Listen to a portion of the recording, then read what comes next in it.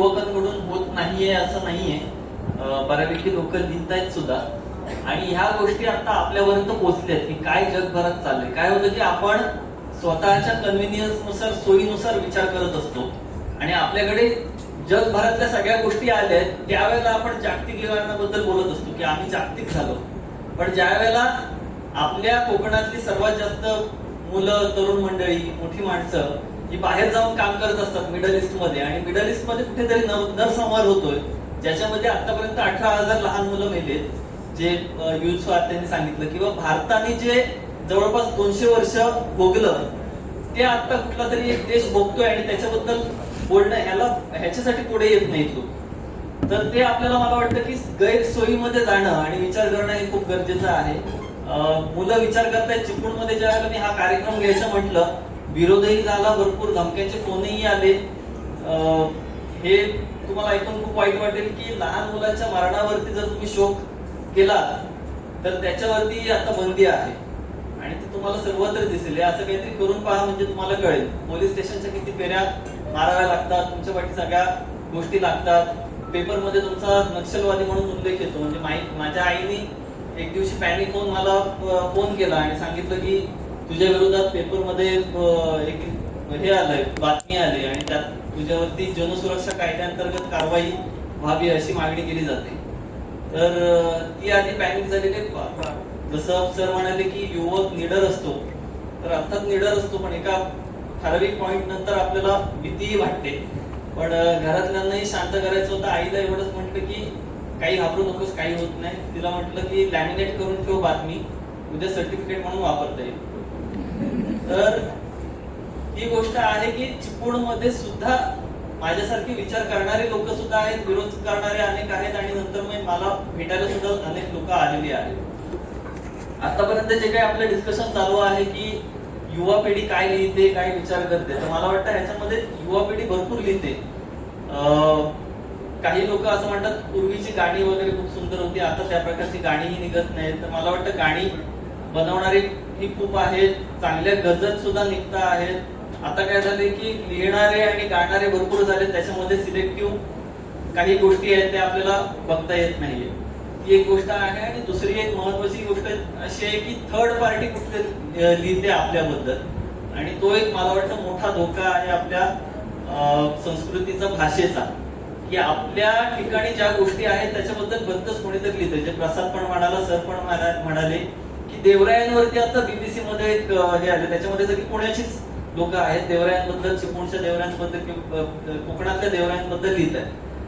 आणि मग त्या देवरायांची संकल्पना काय आहे, तर ती काहीतरी अर्बन संकल्पना पुण्यातल्या आणि मुंबईतल्या लोकांना वाटते की देवराईमधलं एक पान सुद्धा उचलायचं नाही, इकडचं तिकडे नाही ठेवायचं. तर तसं खरंच आहे का हे आपण गावात राहिल्याशिवाय किंवा गावातल्या लोकांशी बोलल्याशिवाय आपल्याला कळणार नाही. ही एक अर्बन संकल्पना आहे की एका ठिकाणी आम्ही पूर्णपणे विध्वंस करून टाकणार आणि दुसऱ्या बाजूला आम्ही इतकं ते सेफ गार्डेड ठेवणार की त्याच्यात हात सुद्धा नाही लावणार.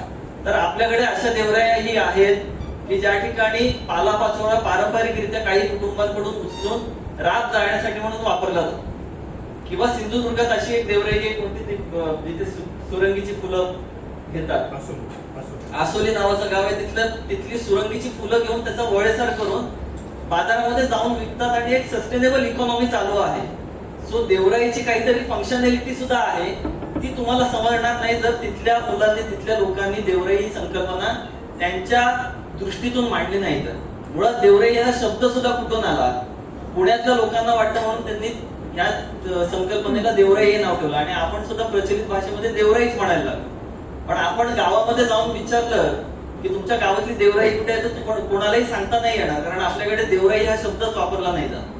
रत्नागिरीमध्ये रहाटी हा शब्द वापरला जातो आणि सिंधुदुर्गात बघितलं तर राय, नुसतं रहाटी आणि राय एवढंच बोललं जातं. आणि मग त्याच्यामध्ये मिळणारी जी झाडं आहेत त्यांना सुद्धा त्यांनी वेगळी त्यांच्याकडची नावं दिलीत. म्हणजे विचार करा की मध्य प्रदेशमध्ये जिथे समुद्रच मिळत नाहीये, तिथल्या लोकांनी जर सांगितलं की ओटी भरती असं काही नसतं, त्याला ज्वार भाटा म्हणतात, तर आपण ते मानू का?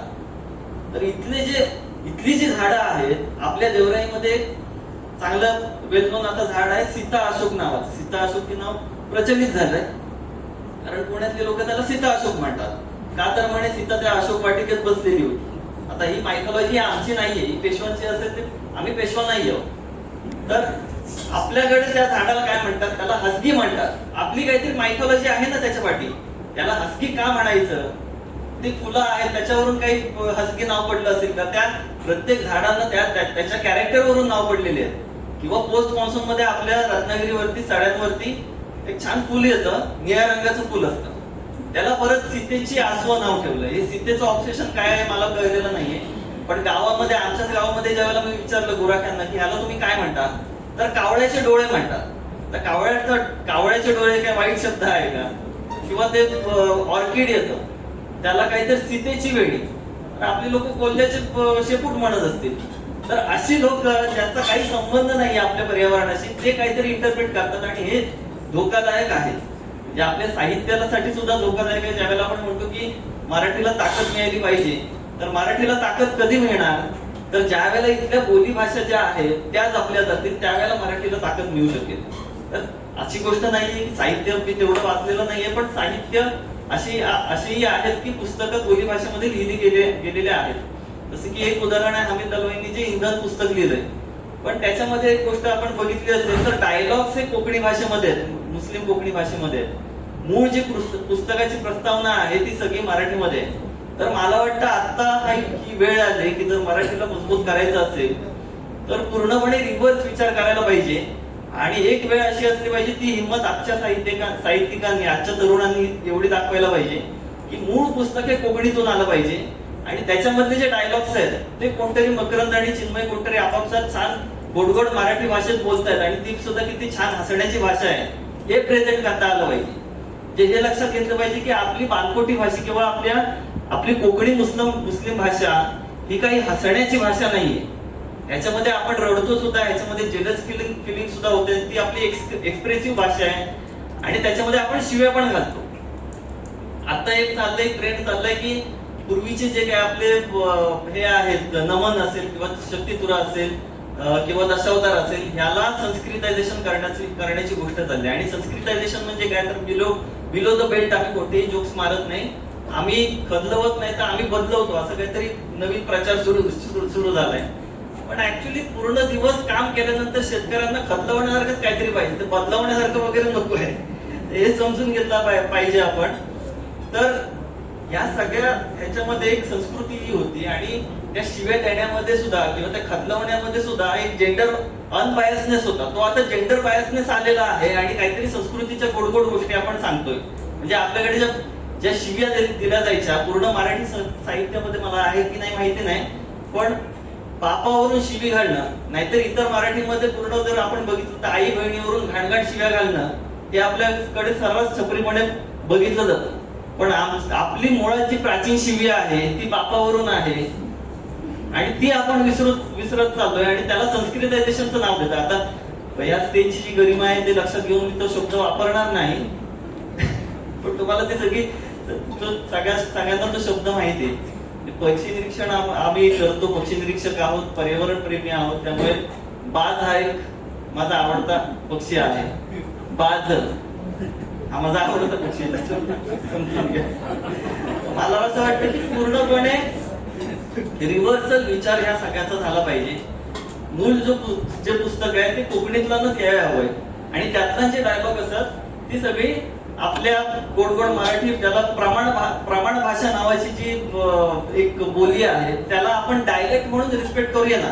पुण्यातली जी भाषा आहे त्याला ती पण एक छान बोली भाषा आहे आणि आपली एक बोली भाषा आहे. प्रमाण मराठी भाषा अशी काही नाही किंवा प्रमाण मराठी भाषा ही सुद्धा एक डायलेक्ट आहे. तर ह्या गोष्टी आपण ज्या वेळेला रिकॉग्नाइज करू त्यावेळेला मला वाटतं, तुम्ही ज्या वेळेला मला क्रिटिसाइज कराल त्यावेळेला मला वाटतं की मल्हार त्याच्या भाषणामध्ये किंवा त्याच्या मनोगतामध्ये किती इंग्रजी शब्द त्यांनी वापरले, ह्याच्यापेक्षा मल्हार पूर्ण आयुष्य चिपळूणात जगलाय. तो कॉन्व्हेंट शाळेमध्ये शिकलाय जिथे कोकणी मुस्लिम मुलं होती त्याच्यासोबत बेंचवरती बसणारी. तर मल्हारला बालकोटी भाषा येते का किंवा मल्हारला कोकणी मुस्लिम भाषा येते काय, हा प्रश्न तुम्ही मला विचारायला पाहिजे. हे नाही की मी मराठी बोलताना त्याच्यामध्ये किती इंग्रजी शब्द वापरले, ते होणारच आहे आणि त्यांनी काय भाषा उद्ध्वस्त वगैरे होते असं मला सिन्सिअरली वाटत नाही. म्हणजे तुम्हाला सगळ्यांना माहिती की गोव्यामध्ये एक पेपर निघतो जो कोकणीमध्ये आहे आणि त्याचं स्क्रिप्ट हे रोमन आहे. तर त्या भाषेमध्ये, त्या रोमन स्क्रिप्टमुळे गोव्यातल्या कोकणीचं काही नुकसान झालंय का, हा आपल्याला एकदा विचार करायला पाहिजे. आणि ह्या सगळ्याचा संबंध आपल्या जगण्याशी आहे. कारण हे जे सगळे विचार आहेत ना अर्बन सेटअप मधून आलेले, त्याच्यामध्ये झाड तोडण्याला जंगल तोड म्हणून समजले जाते. जंगल तोड ही वेगळी गोष्ट आहे. आणि ज्यावेळेला सुताराला तुम्ही ऍक्च्युअली जाऊन विचाराल तो त्यावेळेला सांगेल की प्रत्येक झाडाचा वेगळा फायदा होतो टिंबरसाठी. मग ती पानाची पट्टी तयार करण्यासाठी वेगळं झाड लागतं, आसाण्याचं झाड लागतं. मग ज्याच्यावरती फ्रेम तयार करतात, ज्याच्यावरती कोरीव काम होतो, त्याच्यासाठी शिवण वापरला जातो. ज्याच्यासाठी आपल्याला भाल पाहिजे किंवा वाशी आणि रिपा तयार करायच्या, त्याच्यासाठी एक वेगळं झाड वापरलं जातं. हे सुद्धा नॉलेज आहे ना. आणि हे ज्यावेळेला थर्ड पर्सन शहरातून येतो त्यावेळेला लिहित असतो आपल्याला विचारून की झाडाचा काय उपयोग, त्यावेळेला झाडांचा लाकूड म्हणून उपयोग तो लिहिणार नाही. जो एक महत्वाचा उपयोग आहे तोच गायब करून टाकेल. किंवा देवराई बद्दल लिहिताना तो हेच लिहिल की देवराई मधून एकही पान इकडून तिकडे नेत नाही, असं काही नाहीये. देवाची कोंड आहे, देवाच्या कोंडीमध्ये मी बघितले की पूजा करून तिथला जो मानाचं कुटुंब आहे ते वर्षातून एकदा झाडं घालतं तेवढ्याच वेळेसाठी. सो त्याची काहीतरी फंक्शनॅलिटी आहे, देवरायांची काहीतरी फंक्शनॅलिटी आहे. पूर्वी मेडिकल स्टोअर्स म्हणून वापरले जायचे. ज्यावेळेला मेडिकल स्टोअर्स नव्हते त्यावेळेला तिथे जाऊन काही वनौषधी मिळायच्या तिथल्या वैद्यांना वगैरे. तर ही फंक्शनॅलिटी संपवणं, कारण थर्ड पार्टी आपल्या कोकणाला बघते, हे कुठेतरी मला वाटतं थांबवलं पाहिजे. आणि पहिला जो प्रश्न आरती सरांनी सांगितला की पॅलेस्टाईनचा मुद्दा, त्याच्यावरती हे सगळे माझे विचार बरोबर आहेत. पण पॅलेस्टाईनच्या मुलांबद्दल तू का बोलतोय याचं कारण तिथे मारणारी जी मुलं आहेत ती मच्छीमारांची आणि शेतकऱ्यांची मुलं आहेत. ते ऑलिव्हची झाडं लावतात, ते मच्छीमार आहेत, त्यांची मुलं आहेत. आता त्यांना मच्छीमारी करायला गेल्यावरती सुद्धा त्यांच्यावरती बॉम्बिंग होत आहे. आणि आम्ही जर कोकणातले लोक आहोत, आंबा आणि माशावरती जगतो, तर आम्ही सुद्धा त्यांच्याबद्दल बोलणार. कारण इंडिजिनियस कम्युनिटीज वरती सर्वात वाईट जर आता काही होत असेल तर ते पॅलेस्टाईन मध्ये चालू आहे. आणि त्यामुळे भारतातल्या लोकांना, इथे लोक म्हणतात त्याच्याबद्दल सहानुभूती असणं हा भाग आहे. पण पॅलेस्टाईन वरती मला वाटतं प्रत्येक कोकणी माणसाने बोलायलाच हवं. धन्यवाद.